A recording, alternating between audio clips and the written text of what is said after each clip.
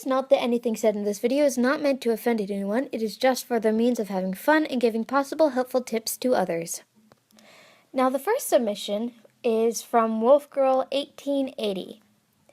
The first thing I want to point out is the back leg. It is obviously bigger than the others, and that part really sticks out to me. And I think if you were to go back and to make it thinner like the other ones, it would look better. Also, the eye and the bottom of the chin they're not bad, but they're not, I don't know how to say it, but they're not proportional all the way. So I would suggest looking up different proportions of cats and different ways to draw their faces and their body types, because that can really help you with that sort of thing. And just practicing it over and over again also helps too. Practice makes perfect. Another thing that sticks out to me is there is a lack of fur detail. The only detail I'm really seeing here is on the forehead, the chest, and the tail, making those parts seem the only parts with fur.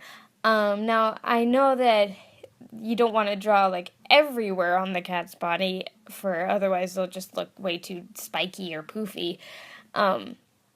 But it is good to have, other indicators that there is fur. Otherwise, it makes it makes the cat look really smooth, and it gives off this weird atmosphere. I don't know really how to explain it. Anyway, so I would suggest, if you're like wondering where to put these details, I would suggest anywhere where the body curves. So right like in the back of her head, her elbows, wrists, her rump, and that little weird knee curvy thing in the back of the leg, that's right there. Adding for detail there can really help the drawing stand out more. And the last thing I want to point out on the cat is that the little bow collar thing she's wearing is a little weird to me. I think those are supposed to be Christmas lights around it. I don't really know why they're there, but that part just seems really weird to me. I don't know if that was intended in the design or if it was just something odd. It doesn't really click with me. But that aside, the bow itself just looks too tight around the neck. It looks like it's kind of choking the cat almost. So next time, try drawing it a little looser, so it doesn't appear that she's suffocating. And now I'm going to go to the background. The first thing I noticed with the background is the grass, and it needs detail. And take it from me, I know how hard drawing grass is, let me tell you. It is so annoying, but if you want it to look right, it's got to be done.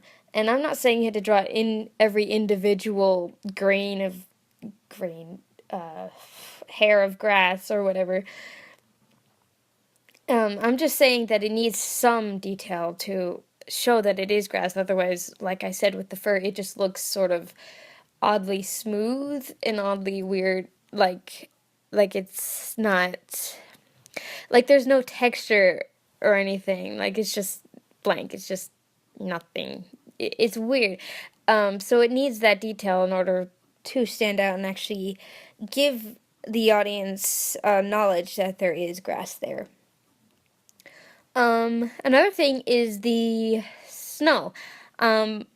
I don't know why there is grass when the entire picture is indicating that it is winter, and most of the time the grass is either like not there or it's like a yellowishy color, like it had died. And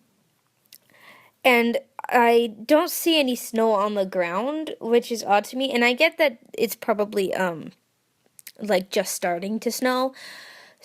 So maybe instead of adding snow all over the ground, you could add it in little bits and pieces along the ground, like at the root of the trees or over against the rocks or on the trees and such, to make it look like there is actually snow touching the ground instead of the snow just, being in the sky. it would help the drawing to look better. Another thing is the sky, and it is snowing, so there has to be clouds in the sky. And right now, I don't really see clouds in the sky other than that little white, poofy dust stuff. I guess that is clouds, but there is blue in the sky, and when it snows, there really isn't any blue in the sky. So I suggest making the sky a grayish color. To show that it is winter and it's not oddly summer. Because with the blue sky, it makes it look like it's summer or spring or, whatever. It makes it look like there's no clouds in the sky, and without clouds in the sky, then it makes no sense. And then the last thing I have to comment about is the trees. Now, the trees are too small. If you're drawing a small species like a cat in a forest, then the trees have to be bigger. Otherwise, the cat looks really, really big. You often won't see the tops of the trees if you're drawing a cat, because the cat is really, really small and the trees are really, really big. So you won't be able to see the top of the trees, even if the trees are far away, because the branches and leaves from the trees that are up close will block out the tops of the trees that are far away.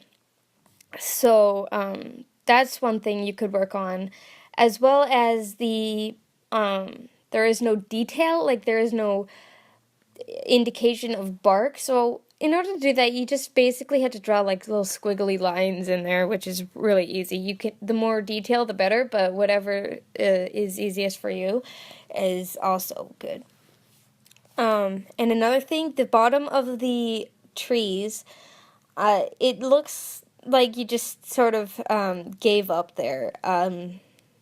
So I suggest drawing roots next time to, hide that little spot where you can see where you have filled in the color of the trees. It makes it look a lot better. Or add some grass there to hide the bottom of it. And it'll just make the drawing look more professional in a way. And so that's all I have to say on this particular drawing. Overall, I think it looks great. It just needs a little extra practice, that's all. Keep up the good work.